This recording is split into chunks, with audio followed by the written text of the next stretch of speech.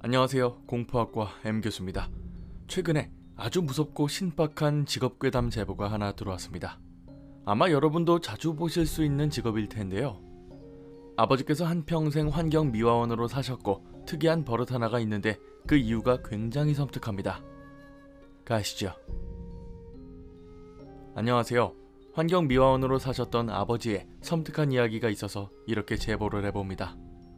지금은 당연히 그런 생각을 하지 않지만 사실 어릴 때만 해도 아버지의 직업이 굉장히 싫었습니다. 아무리 씻어도 지워지지 않는 냄새가 있었고 다른 친구들처럼 아버지가 양복을 입고 일을 하는 직업이길 바랬던 적이 많았죠. 초등학생 때는 아버지 직업란에 회사원으로 적은 적도 있었고 심지어 친구들에게도 아버지는 그냥 회사 다니신다는 거짓말을 한 적도 있었죠. 그때는 왜 그랬는지 어린 마음에 아버지가 출근하시는 모습이 그렇게 싫었습니다. 중학생이 되어서도 나름 머리도 크고 사춘기도 왔다는 이유로 아버지를 무시하기도 했습니다. 그런 아들놈이 밉지도 않으셨는지 제가 자고 있을 때면 책상에 몰래 용돈도 놓고 가시곤 하셨죠. 하지만 그런 아버지에 대한 막연한 미움 때문이었는지 아버지의 행동들이 마음에 안 들 때도 있었습니다. 특히 저희 아버지는 아무것도 아니야, 그냥 넘어가자 라는 말씀을 많이 하셨고 지금도 마찬가지십니다. 대체 왜 그런 마인드로 사는지 이해할 수 없었던 저는 그저 아버지께서 열심히 꼼꼼히 살아가지 못한다고 생각했죠. 그러던 어느 날 아버지가 야간조로 나가시고 저녁에 어머니와 저만 있을 때가 있었습니다. 제가 나름 학교에서 공부도 잘했고 미래를 위해서 고등학교에 대한 어머니와의 논의를 할 때였죠. 그러다 문득 어머니께 나는 다른 애들과는 다르게 살 거다, 아버지처럼 아무 생각 없이 살고 싶지 않다는 망언을 내뱉었습니다. 듣고 계시던 어머니께서도 깜짝 놀라서는 대체 그게 무슨 말이고 예의 없는 말이냐며 저를 꾸짖으셨죠. 평소 아버지에 대해서 나쁜 생각만 했기 때문에 그런 제 자신의 포부를 더 나타내려고 더욱 윽박을 질렀고 결국 어머니와도 한바탕 말싸움을 해야만 했습니다. 방에 들어와 한참을 씩씩대고 있었더니 어머니께서 조심스레 방문을 열고는 대뜸 이유를 말씀해 주시겠다고 말하시더군요. 아버지의 행동에 대해서 제가 그렇게 생각한 게 틀렸고 이는 다른 이유가 있었기 때문이라고 말입니다. 솔직히 저도 의학 지르긴 했지만 마음이 편하지 않았고 부모님께 상처만 드린 것 같아 일단 알겠다고 하고는 다시 거실로 나갔습니다. 그리고 어머니께서 하신 말씀 때문에 아버지가 달리 보였죠. 아버지는 비록 배우지는 못했지만 성실하고 착실한 성격에 뭘 맡기든 꼼꼼하게 처리하는 사람이었답니다. 고등학교 시절부터 연애를 해오셨던지라 이를 잘 아신다고 하셨죠. 외할머니와 외할아버지께서 결혼을 반대하셨지만 걸어서 2시간 남짓한 거리를 매번 오가며 어머니를 바래다주는 모습에 결국 승낙하셨을 정도였대요. 뱃속에 제가 생기면서 급히 안정적인 직장을 찾으셔야 했고 굳은 일이었지만 지금의 환경미화원을 하시게 되셨죠. 그러다 아버지의 말투가 변하게 된 결정적인 사건이 발생했습니다. 그날도 여느 때처럼 사람 하나 없는 새벽에 일을 하고 계셨죠.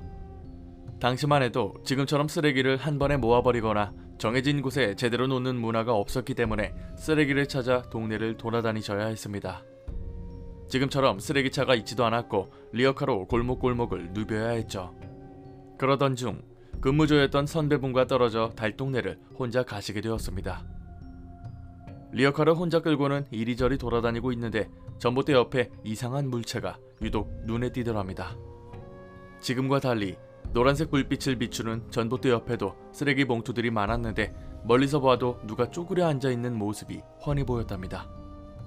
그 사람의 형체는 어린 꼬마아이처럼 보였고 하필 그때가 한겨울이었기 때문에 집에서 쫓겨난 아이인 줄 알고 헐레벌떡 리어카를 끌고 가셨죠. 가까이 가면 갈수록 영락없이 꼬마아이가 쓰레기 더미 옆에 앉아 있었는데 그렇게 큰 인기척이 들리는데도 눈길 하나 안 주더랍니다. 혹시나 추운 날씨에 큰일이라도 났을까봐 달려가서 아이의 어깨를 흔들었는데 마치 기다렸다는 듯 아이가 고개를 들었고 아버지께서는 그대로 뒤로 나자빠지셨죠. 아이의 눈두덩이가 새까맸는데 딱 1초만 더 보니 그 안에 아무것도 없더랍니다. 게다가 입꼬리가 올라가 있어서 참고 있던 오줌이 나올 정도였다고 하시더군요. 넘어진 그대로 뒷걸음질로 도망을 치시는데 그 와중에도 계속 고개만 돌려서 아버지를 쳐다보더래요. 경사가 높은 동네라 반드시 리어카 손잡이 안으로 들어가서 끌어야 했지만 무서워서는 그대로 앞으로 밀고는 떨어진 쓰레기 봉투도 못 줍고 도망을 치셨대요. 그런데 선배를 만나자마자 방금 본 것을 모두 말했는데 선배의 반응이 영 미지근하더랍니다. 마치 그건 별거 아니라는 식으로 말이죠. 하지만 계속 무섭다며 도저히 일을 못하겠다고 하자 선배가 아버지 것까지 처리해 주셨고 아버지를 근처 대포집으로 데려가셨대요. 그때까지도 아버지는 자신이 본 게 대체 뭐냐며 저런 거 본 적 있냐고 겁에 질려 있었습니다. 그리고 선배가 하는 말을 듣고는 이게 진짜인가 싶을 정도로 혼란이 오셨대요.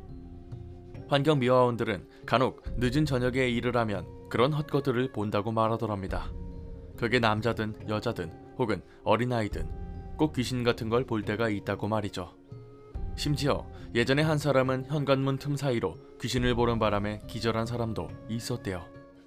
누군가 보고 있다거나 한없이 어두운 시간에 귀신 같은 걸 보는 건 예산일이라고 말하시더랍니다. 일 자체가 너무나도 고되고 헛것을 볼 수도 있으니 야참이나 저녁을 먹을 때면 글라스컵으로 소주를 한 잔 먹고 가라고 덧붙이셨죠. 더 끔찍한 건 귀신이면 다행이지만 누군가는 사람 시체가 담긴 봉투를 집은 적도 있었답니다. 동물의 사체가 들어있어서 놀란 적도 많다고 하고요. 그리고 마지막으로 조언했던 말이 그냥 아무것도 아니다, 넘어가자는 식으로 대충 생각하라고 말했대요. 하지만 집에 돌아온 아버지는 여전히 그 아이의 눈 때문에 밤낮을 시달리셨고 그러다 결국 어머니께도 이 이야기를 하셨던 겁니다. 그러나 당장 일을 그만둔다고 즉시 다른 일을 알아볼 수도 없는 노릇이고 뱃속에 있는 저 때문에 일을 나가실 수밖에 없었답니다. 전혀 그런 성격이 아니라 내키지 않았지만 항상 마음속으로 선배가 해준 말을 되뇌다 보니 습관처럼 그 말씀을 하셨던 겁니다.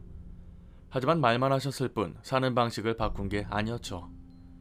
한참을 어머니의 말씀을 듣다 보니 얼마나 무서우셨으면 그 말을 15년 동안 가슴에 새겼을까 싶은 마음에 제 자신이 너무나도 한심해 보이더군요.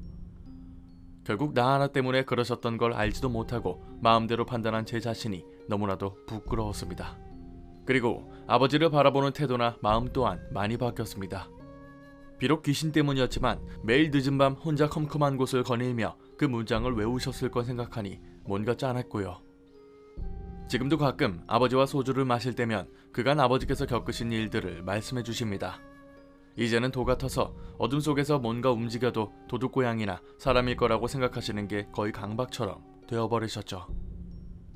저도 직장을 가진 지 오래고 아이가 있는 아버지가 되니 이제는 알 것 같더라고요. 죽어도 하기 싫은 일은 정말로 죽어도 하기 싫지만 해야 할 이유가 생긴다면 가진 방법을 다 써서라도 해야 한다는 걸요. 아버지의 이유가 저였듯 저도 자식에게 그리고 부모님께 감사한 마음으로 살아가고 있습니다. 세상에 별의별 직업이 있지만 귀하고 천한 건 없는 것 같습니다. 그나저나 그 부성애로 이야기가 쏠렸지만 그 아이 귀신은 대체 뭐였을까요? 눈이 있을 자리에 눈이 없다는 건 왜 그랬을까요? 예전에 쓰레기 봉투에 유아의 시체를 유기하는 사건들도 많았는데 혹시나 그 영혼이 있었던 건 아닐까요? 진짜 옛날에는 골목골목이 다 어두웠고 가로등 또한 주황색에 몇 개 켜져 있는 곳도 없었습니다. 그런 곳을 오밤중에 돌아다니면 이상한 걸 볼 수밖에 없죠. 오늘 강의는 여기까지입니다. 재밌게 봐주셨다면 공포학과에 입학 부탁드립니다. 공포학과 M교수였습니다.